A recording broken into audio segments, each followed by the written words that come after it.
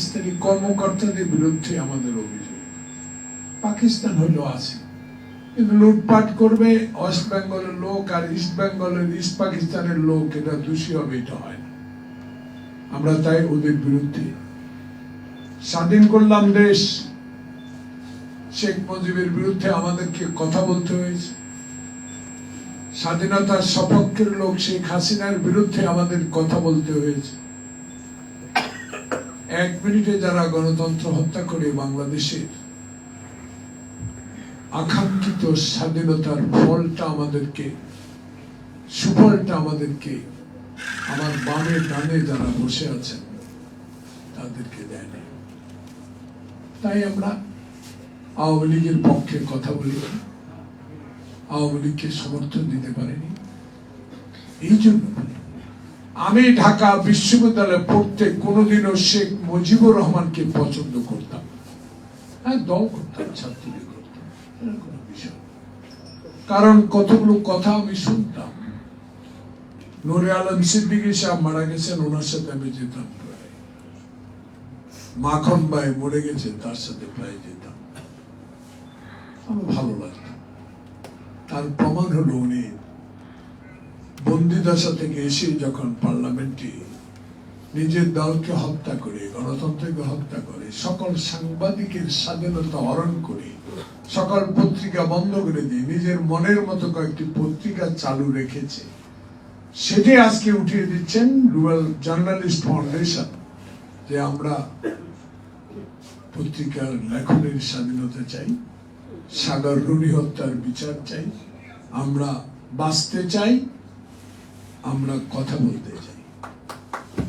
আজকে ইতিহাস অনেক বলার প্রয়োজন নেই, অতীত অতীত। আমি একটা রেকর্ড অনেকদিন পর আমার টেলিফোনে একজনে পাঠালো, আমার মনেও নেই। পার্লামেন্টে আমি বলছিলাম, যখন খোকাকে আমাকে প্রথম 96 সালে গুলি করে যাত্রাবাড়ি ব্রিজের উপর, নোমান আমি খোকা রক্তাক্ত অবস্থায় পিজি হাসপাতালে ভর্তি হই, তখন সংসদে দাঁড়িয়ে একজন বলেছিল গরুর রক্ত, ছাগলের রক্ত মেখে ওরা হাসপাতালে ভর্তি হয়েছে। 2008 সালে নির্বাচনে কেন গেলেন ইতিহাসে বলতে চাই না। আমি বেগম জিয়া আমার নেত্রীকে জিজ্ঞাসা করলাম, এই নির্বাচনে কেন যাবেন? 111 সরকারকে আমি বিশ্বাস করি না। মইন আমার পাশের বাড়ি, আমি যখন চৌনি গেলে বিপি দিয়েছিলাম, আমি তার পরিবারকে চিনি, এরা পুরা আওয়ামী লীগের, একে বিশ্বাস করা যাবে। উনি আমাকে একটা কথা বলেছে, কথা কম কাজ বেশি, নির্বাচনে যাব, সামরিক শাসকদের এই প্রশাসকদের এই জরুরি অবস্থা প্রত্যাহার করার প্রয়োজন, নাহলে জনপ্রতিনিধিরা কোনো ধরনের ক্ষমতায় আসতে পারবে না। বিশ্বাস করলেন, গেলেন, 25টা সিট পাইলাম, কথা হইলো, কথা বললাম, দায়িত্ব দিলেন, দায়িত্ব পালন করলাম। এখন মারা গেছেন সারা খাতুন, মনে হোম মিনিস্টার ছিল, সেখানে উনি একটা কঠিন বক্তব্য দিলেন। তখন আওয়ামী লীগের সাধারণ সম্পাদক আশরাফ ভাই জীবিত, ফেলানিকে গুলি করে তার কাটায় ঝুলায় রাখলো। তখন আমি পয়েন্ট অফ ওয়ার্ডে দাঁড়ালাম, আব্দুল হামিদ সাহেব স্পিকার, ফ্লোর দিবে না, চিৎকার দিয়ে দাঁড়াই দিলাম, বসেন, বসে যাই। স্পিকারকে মানতে হয়, আপনি বসেন, বসে যাই, আবার দাঁড়াই, ফ্লোর কিন্তু এত শক্ত কঠিন লোক, উনি বুঝতে পারে কে কি বলবে। তবুও দাঁড়ালাম, শেষ মুহূর্তে দিল। দেওয়ার আগে আবার হাত তুলে বসলো আশরাফ সাহেব, তখন সাধারণ সম্পাদক উনি আওয়ামী লীগের। উনি বলল,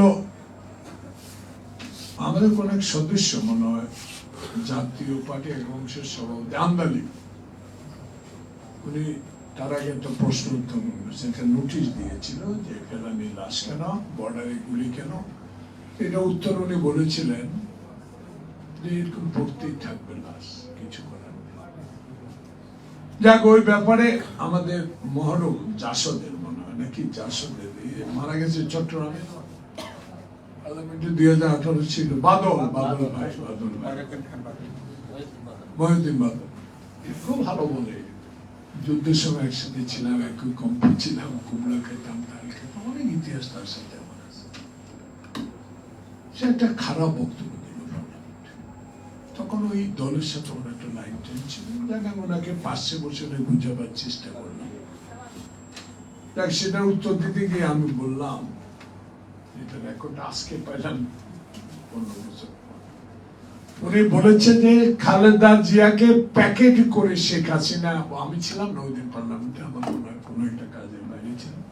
পরে আমাকে একজন বললো যে শেখ হাসিনা বক্তব্য দিয়েছে, উত্তর তোমাকে দিতে হবে, ম্যাডাম আজকে আসবে না, মধুর সহ থাকবে না। উনি বলেছেন যে যারা সংসদে আমার বিরুদ্ধে, বাইরে আমার বিরুদ্ধে কথা বলে ওদেরকে প্যাকেট করে পাকিস্তান পাঠায়।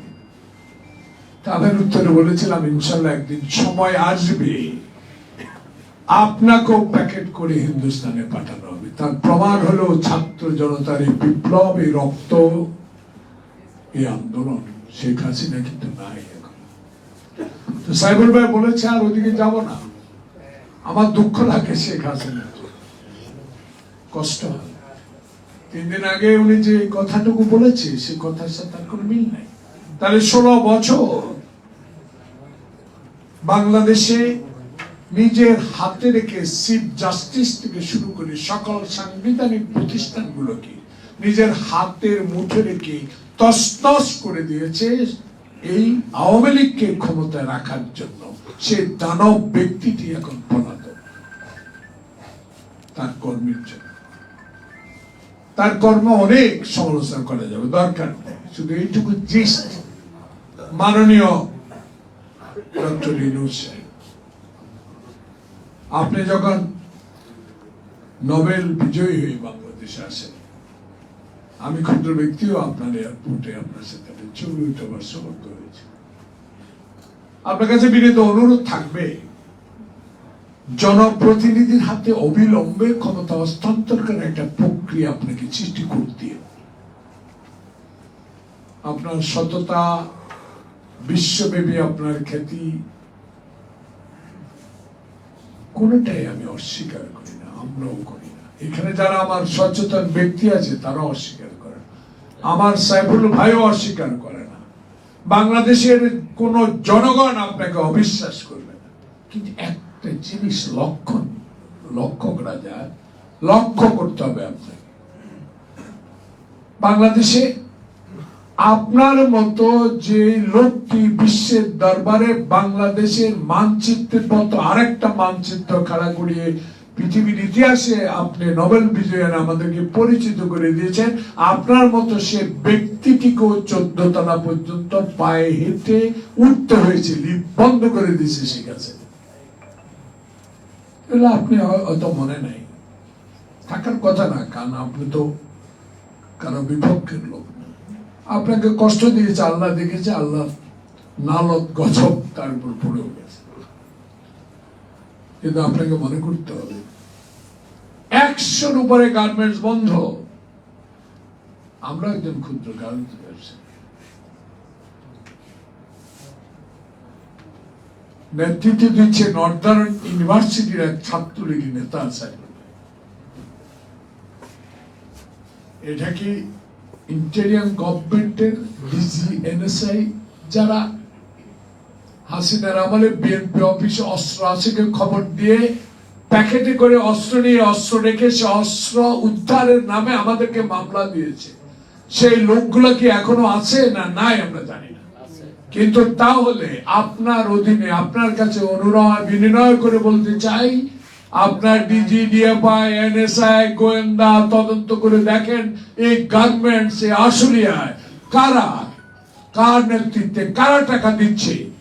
এই অশান্তি সৃষ্টি করে বাংলাদেশে সমস্ত গার্মেন্টস ফ্যাক্টরি করে বন্ধ করে দিয়ে হিন্দুস্তানের সমস্ত ফ্যাক্টরিতে আবার এই কাজগুলো নেওয়ার একটা চক্রান্ত যারা শুরু করেছে। কেন এখনো এইসব বিষয়ে আপনার কথা বলার প্রয়োজন আছে বলে আমি মনে করি।